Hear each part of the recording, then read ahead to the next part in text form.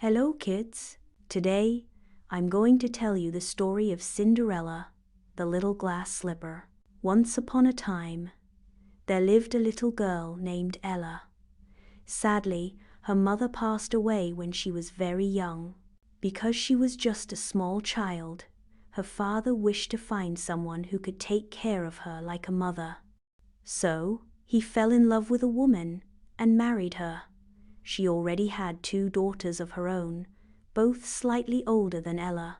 At first, everyone lived together happily in one home like a family. But slowly, her stepmother began to feel jealous.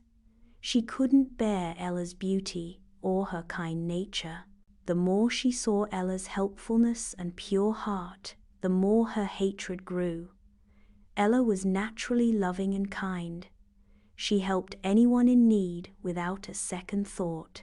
These good qualities made her stepmother feel even more bitter. Soon, Ella's father also fell ill and passed away. Ella's heart was broken, but she still remained hopeful, thinking, "At least I have my stepmother and sisters." But her happiness didn't last. Just like a mother's hatred can affect her children, the stepsisters also started hating Ella. They made her do all the housework and treated her like a servant. Even then, Ella's heart didn't break. She continued doing all the chores without complaint, thinking, "This is my house too. This is my family." Every day, she would sit by the fireplace after her work, and the soot and ashes would settle on her skin and clothes. That's why the older stepsister mockingly called her Cinder Wench, and the younger one shortened it to Cinderella. And from then on, everyone called her by that name. The more they troubled Cinderella, the more her heart silently endured it. One day, the king of that land announced a grand ball at the palace for his 7th prince. Every young lady in the kingdom was invited, as the prince would choose his bride from among them. Both stepsisters were overjoyed and excited. "What if the prince chooses one of us?" they giggled, getting ready for the big day. The stepmother and sisters were busy preparing for the ball, and Cinderella had to help them get ready too. Though she wished to go as well, she dared not say it aloud, because her stepmother had already warned her. "Don't dream of going anywhere. You stay here and finish your work." Still, Cinderella helped both her stepsisters dress up beautifully. She even helped her stepmother and saw them off with a smile. But once they left, her heart sank and she began to cry.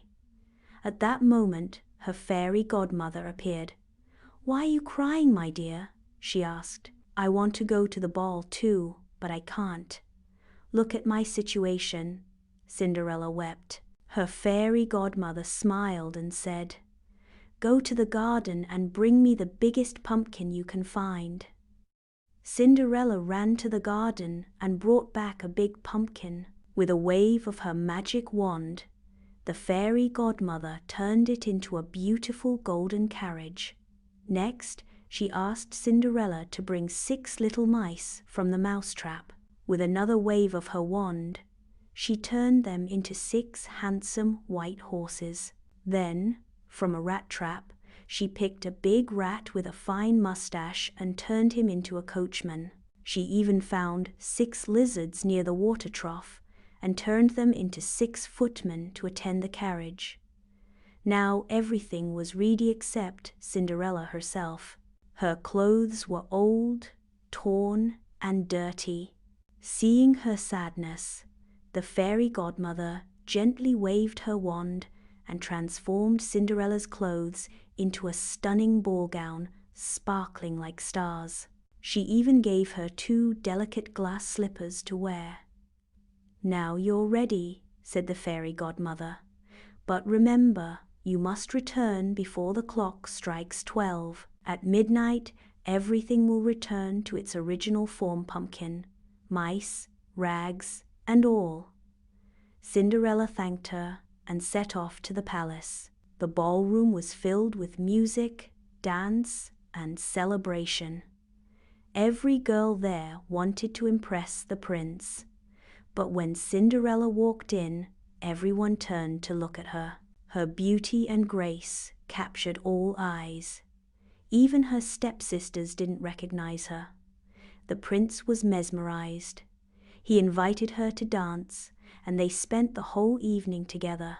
Cinderella shared fruits with her stepsisters, and they were delighted by her kindness, not knowing she was the very girl they had mistreated. As the clock neared 12, Cinderella suddenly remembered the fairy godmother's warning. She quickly ran from the palace.